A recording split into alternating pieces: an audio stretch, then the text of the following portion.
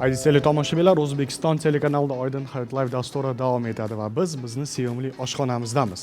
Oshxonamizdagi suhbatdoshimizni tanishtirib o'tamiz. Tadbirkor Bekzod Abdullajonov bo'ladilar. Assalomu alaykum Bekzod aka. Assalomu alaykum. Rahmat. Xush kelibsiz studiyamizga. Haqiqiy mehmon. Asosan mezbonlar nonlar bilan kutar edilar mana. Albatta. Go'zal nonlar bilan. Xush kelibsiz. Rahmat, Yana bir bor. Endi mana arpali nonlar. Hmm. Arpali nonlarni ishlab chiqarishni qachondan boshladingiz? Qayerdan unaqa g'oya paydo bo'ldi? Bu arpa nonlarni tayyorlash bu 1 yil oldin voqeani man sizlarga aytib bersam cho'zilib ketadi. Qisqa qilib aytaman. Sabab o'zim bo'lganman. Dietolog oldiga borganimda jig'ildonim qaynashi sababli shikoyat qilganman. Nima sababdan jig'ildonim qaynaydi? Ular aytganki, "Sen oddiy non yemagin, arpali non yegin" degan. Bu arpali nonni keyin men bozorlardan juda ham ko'p qidirdim, yedim, baribir jig'ildonim qaynadi. Uni bilsam, lekin boshqa arpa nonlar yomonlashmas, droji qo'shilar ekan. Ko'p ayrim arpa nonlarga, ayrimlariga. Keyin shu soha bo'yicha keyin men qat'iyan niyat qildim. Akamlar o'zlari novvoy, Furqat akam non bilan shug'ullanadilar. Ularga keyin tavsiya qildim. Keling biz shu arpa nonini ishlab chiqsak. Nima deysiz deb bu arpa noni bo'yicha 6 oy ustida ishladik. Izlanish bo'yicha yedik. Har tomonlama tanishlarga ham berdik. Oxiri 6 oydan keyin mazasi juda ham zo'r chiqdi. Keyin va xalqimizga internet orqali yetkazib berishga harakat qildik. Xudoga shukr, hozir yomon emas. Xalqimiz o'sha biladi, bilgan odam. Mazasi juda ham zo'r. Qo'yil, inson o'ziga ravo ko'rganini, faqat tajriba orqali boshqalarga menga o'xshab qiynalib yurishmasin. To'g'ridan to'g'ri droji qo'shilmagan bu arpa non bo'ladi bu. Qo'yil, o'zi ochig'ini aytganda, o'sha arpali nonlar rosa qiziqtirardi meni. Qanday tayyorlanar ekan deb. Endi buni o'zingizdan eshitamiz-da. Bu arpa non tayyorlanish jarayonida birinchi o'rinda arpa unidan tayyorlanadi, keyin kepakli un qo'shiladi va ozgina miqdorda ikkinchi sort qora un bor. Qora un qo'shilgani sababi rangi qora bo'lish uchun. Bunga sut bilan zaytun yog'i qo'shiladi. Zaytun yog'ini qo'shilgan sababi maza beradi, ham yumshoq, saqlash muddatini cho'zib beradi. 10 kun muddati ichida salqin joyda saqlasa, o'zining xususiyatini yo'qotmaydi. Agar issiq joyda saqlab qo'ysa, po'panik bosib qoladi. Shuning uchun salqin joy iloji bo'lsa xolodilnikka qo'yib qo'ysa ham, yegan paytida bitta donasini olib mikrovolnovkaga qo'yib 1 daqiqaga qo'yib qo'ysa, yumshoq bo'ladi. Tandirdan chiqqanda iste'mol qilaveradi. Maza bo'lsa kerak. Ayniqsa ertalab. Albatta. Mazasi juda ham zo'r. Xudo xohlasa ko'rsatuvdan keyin yeb ko'rsanglar, sizlarga yoqadi. Xudo xohlasa, o'zi mana bir kunda nechta non sotiladi? Bir kunda dushanbadan jumagacha 800 taga yaqin sotiladi. Dushanbadan jumagacha. Agar bozor kunlari hamma uyda bo'ladi, 1000 ta, 1200 ta shunaqa sotiladi. Endi bu juda ham kam. Bu hali kam. Bu juda ham kam. Endi Xudo xohlasa niyatim shuki, butun O'zbekiston emas, butun dunyoga tanitish. Niyatim shu. Meni bitta klientim bor, Hindistonga olib bordi. Hindistonga olib borib, Hindistondagi aholisiga yerdirdi. O'zbekistondagi nonni yeb hayron qolishdi. Yoqdimi? Albatta, juda ham yoqdi. Endi imkon bo'lsa, u yerga ham eksport qilamiz, xudo xohlasa. Qo'yil. Niyatingizga yeting deymiz. Meni endi yana bir narsa qiziqtiryapti. Bu nonlarni siz do'konlarga tarqatasizmi? Xaridorlar kimlar o'zi? Bizlar bilan hamkorlikda ishlash xohlaydiganlar o'zlari kelib, bizdan nonni xarid qilib ketishaveradi. Ko'pincha internet orqali aloqaga chiqishadi. Endi ko'p hozirgi kunda sivilizatsiya rivojlangan-ku, hamma internetda ko'radi. Shunga internetga qo'yib, to'liq ma'lumot o'zimni saytini qo'yganman, ko'rishadi, telefon qilib olib ketishaveradi. O'zimizdan joyimizdan ham o'zi bilganlar olib ketishaveradi. Juda mazali. Mazasi zo'r. Yegansiz bu nonni shu odam yoki kasal odam, sog'lom odam yesin deyilmagan, hamma inson yesa bo'ladi. Payg'ambarimiz davrlarida eng yaxshi ko'rib yegan non arpa non bo'lgan. Juda ham mazali. Va to'qlik hissini beradi sizga. Albatta. Buning to'qlik hissini berishining sababi ichidagi kletchatka, ya'ni oziqaviy tolalar. Biz oddiy o'rgangan, men so'lmanda.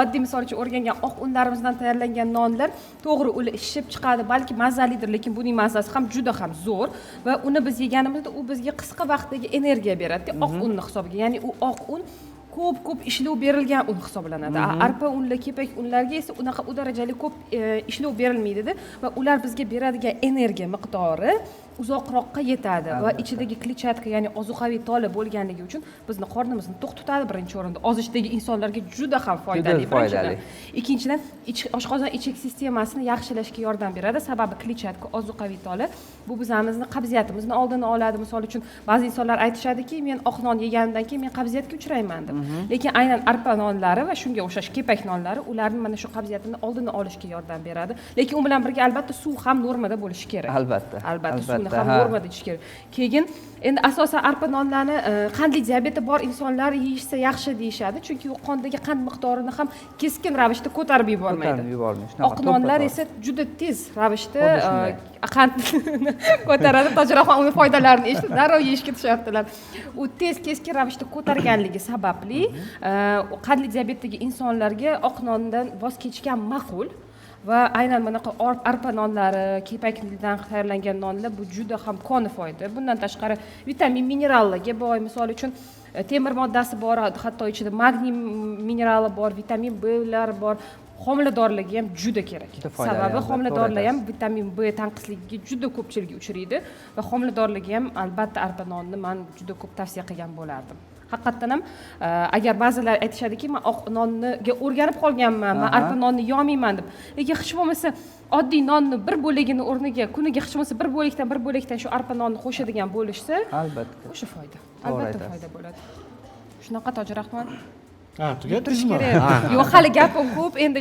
indamay turganingizga menimcha Tojirahmonga yoqmayapti gaplarim dedimda tugatib qo'ya qoldim juda ham to'g'ri gapirdilar gapirganlari mana hozir studiyamizda yoshi katta insonlar bor Akmal aka mana misol uchun yoshi katta odamlar hazm qilish muammosi ko'p bo'ladi demak ularga ham mana shu aynan arpa nonlarini tavsiya qilgan bo'lardingiz to'g'rimi albatta faqatgina bu arpa nonni bir kunda 300 grammdan ko'p yeb bo'lmaslik kerak bu nonni ko'p yesa o'zi boshqa nonlar ham yesa ham o'zi oshqozonga botadi lekin bu non jig'ildonni qaynatmaydi yesangiz bo'laveradi faqat 300 grammdan ko'p bo'lmaslik kerak xamir tayyorlayotgan paytimizda 400 gramm bo'ladi tandirga yopganimizdan keyin уже pishib bo'lgandan keyin 300 gramm bo'ladi o'zini vesini yo'qotadi bemalol bir patirchani yesa bo'ladi albatta bo'ldi endi undan ko'p ham ko'p Akmal aka qanday o'zingiz ham arpa nonlar yeb turasizmi Akmal aka yoqadimi sizga oldin yeb turardik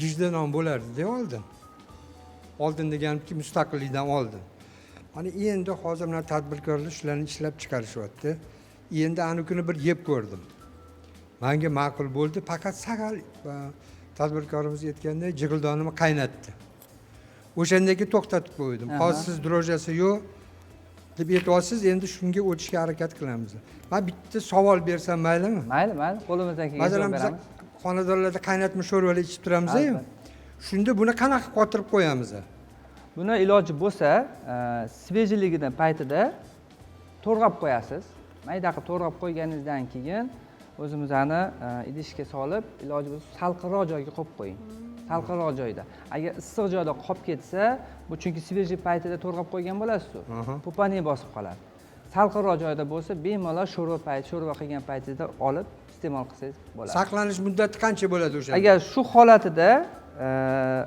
saqlamoqchi bo'lsangiz 10 kun muddatiga kafolat beriladi faqat salqin joyda saqlashda o'zini qonun qoidasi bor qonun qoidaga rioya qilgan holda saqlasangiz bemalol iste'mol qilaverasiz rahmat mana shuni so'ramoqchi edim rahmat ishlaringizga rahmat meni e'tiborimni bilasizmi endi nima qaratdi asosan endi men ham ko'p arpa nonlardan iste'mol qilaman endi arpa non deb ataladi bilmayman o'zi asli udan tarkibini lekin buni ichida donlari ham yirik ya'ni maydalanib ketmagan juda yaxshi tegirmonni o'zini maydalash sistemasi bor mayda qilib berilgan sistemasi bor o'rtacha sistema o'sha o'rtacha sistemaga qo'ygan holda donlarini iloji boricha maydalamaslikka harakat qilamiz inson yeganda mag'zi bilan yeyishini shirin bo'ladi shunda chunki oshqozon ham erinchoq bo'lib qolmaydida u ham shuni maydalash bilan harakat bilan juda yaxshi juda zo'r nonlar ekan o'zi tadbirkor aka bilan nutritsiolog opamiz o'zlari ham gaplashsalar bo'lardi bu sahifaga sal yetishmay